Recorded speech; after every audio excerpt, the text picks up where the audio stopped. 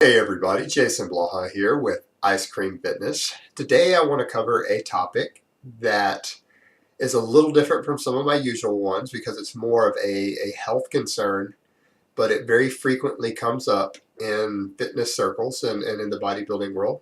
But hold on, let me give you guys a bicep shot first.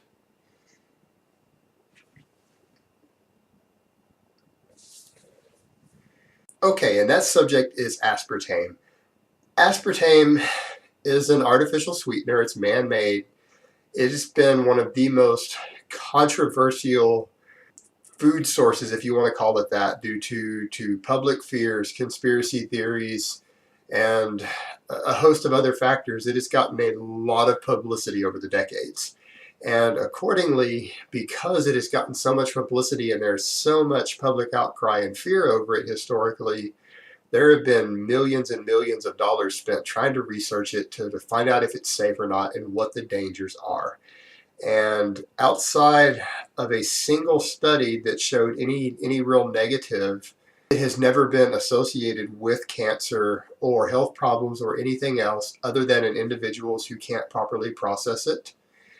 And they comprise less than 1% of the population. And so for the majority of people, it is very, very safe when consumed in moderation. And I'll get to that in just a minute.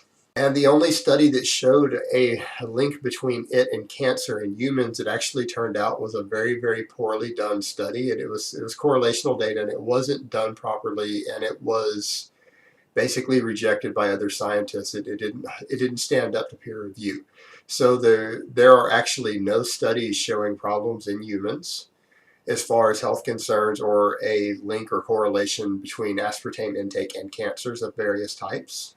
Okay, so what is the safe dosage? The safe dosage is laid out by the FDA, 50 milligrams per kilogram of body weight. And in Europe, the safety administrations there advise a safe limit of 40 milligrams per kilogram of body weight. And this is, again, chronic intake, not just from a single day's consumption.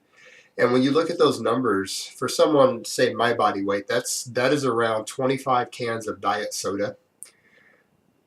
In the US, or using European advisement, that's around 20 cans of diet soda. And that seems like a fairly reachable number. So again, people get concerned even when they see that.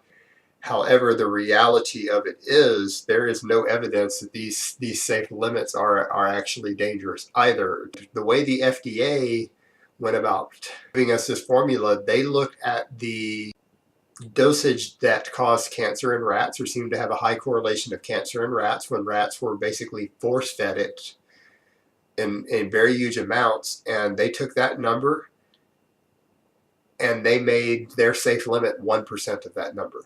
So in reality, in order for me to hit the dose that caused cancer in rats, I would have to consume 2,500 cans of diet soda every single day for months on end in order to actually replicate the results that cause cancer in rats. So when you look at the data, it doesn't seem realistic that people should be concerned about this. For anyone who's wondering about it and what the actual science says on it and the research says on it, aspartame seems to be fairly safe. There's no actual reason or evidence to think that consuming it in moderation, or even in the amounts that any of us are going to consume it in from our diet soda or a few artificial sweeteners, is going to contribute to health problems or cancer or anything. There's just no data to suggest that it's really a problem. So it's just been something that's been overhyped and gotten a lot of media attention, but the actual evidence for it being a problem just isn't there. And I hope this has been informative. Let me give you guys another bicep shot.